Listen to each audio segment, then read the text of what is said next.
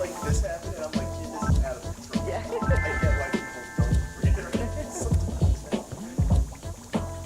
read. I'm Max Kramer. I'm a veterinary biomedical science major. My name is Rachel Sullivan, and I am a junior majoring in veterinary and biomedical sciences.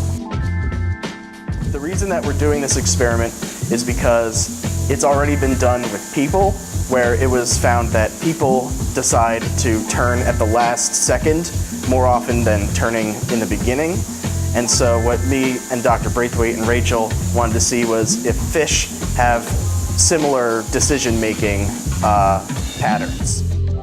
So pretty much what we want to do was test zebrafish and which lane they would choose in a maze, whether it be the first, the middle, or the longest lane. Upon trial, we would lift this door and let the fish run out of the maze and train them to come into this end zone for the food cups.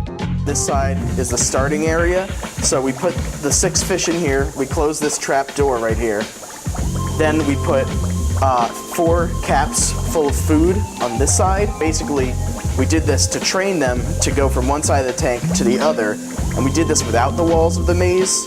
And then once we would do the final trials, we would set up this video camera up here, and then we would put these walls into the center of the midsection, and then we would have the fish swim across and decide if they want to go this way, or this way through the maze. So far, we've found that most were going towards the end and then turning, which is interesting because that's similar to what the results were for humans. We only had 1 fish go through the middle, which is also pretty interesting. They all avoided the middle. And there were a couple that went in the front, but overall the general trend was towards the end. This experiment has shown that on the really basic level, fish and people are making pretty similar decisions when it comes to really basic decision making. It's definitely impressive. I mean, even just seeing and teaching fish how to go through a maze, I was very shocked by. I would not think that they have the cognitive ability to do so.